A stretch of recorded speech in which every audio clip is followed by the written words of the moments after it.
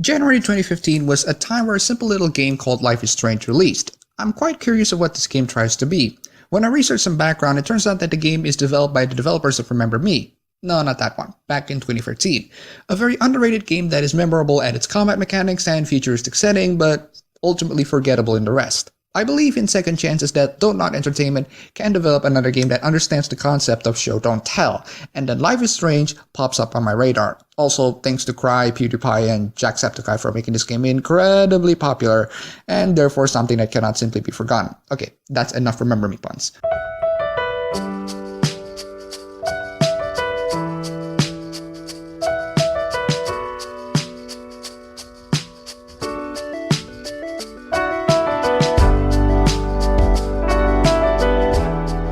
First impression reminds me of my second favorite game of all time, The Walking Dead, with its incredibly familiar storytelling mechanics and gameplay structure. But what struck me is that the developers at Don't Not, who are clearly an expert in animation and graphics, polishes everything that the cel-shaded comic style of The Walking Dead into a very well-crafted CGI movie with an extra Instagram filter.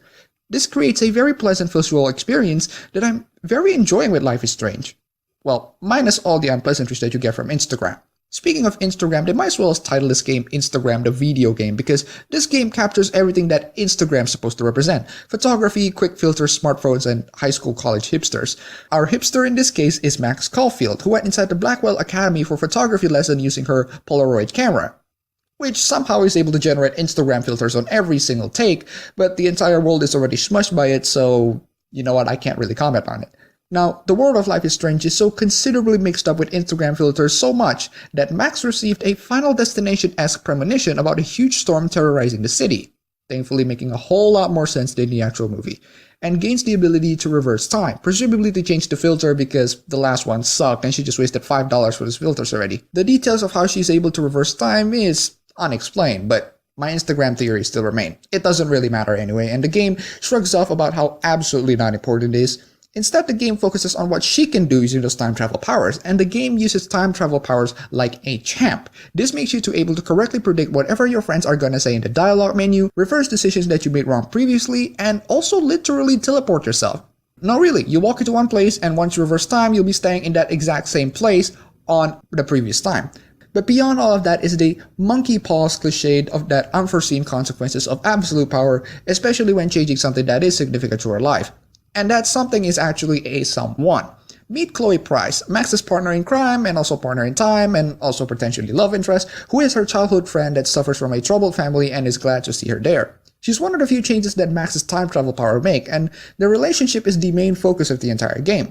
Beyond time travel, we also have the case of Chloe's missing friend Rachel, who is also one of the primary focus of the game. So you can see how the game just can't decide if they want to do the story of a hipster girl going to a high school in a world smudged with Instagram filters, a loner who gained the ability to time travel, a romantic comedy of two old friends, a murder mystery, and a huge disaster that is coming through Final Destination-style premonitions. The game decides to combine them all together in an abominable proportion of absolute craziness. Well, at least they got the strange part right. Honestly, I'm amazed how the game is able to shift between the stories and a very smooth transition in between. The shift between stories aren't jarring enough for you to notice.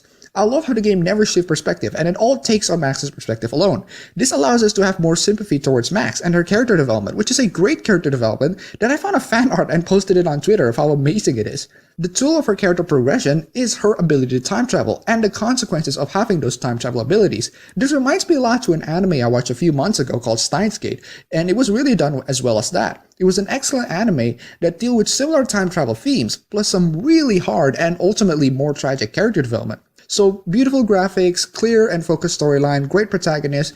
What's wrong with Life is Strange? Now, I'm not particularly a fan of the songs that are similar to those of Hey There Delilah. Now, don't get me wrong, the songs that are in Life is Strange, they're mostly good, they're mostly just fine, I can just hear them just fine, but while I do think a lot of people might enjoy it, I absolutely loathe how the game is able to ruin a sad moment with a track of a song that sounds so out of place. The contrast is quite jarring. It's almost like putting the Benny Hill theme during the Dumbledore death scene. I do have some criticisms of the story aspect within the game, but I can't do that without going into spoiler territory. I'm gonna probably make another video analyzing the plot of Life is Strange, but for now let's not talk about what's in the middle and let's talk about how the game ends.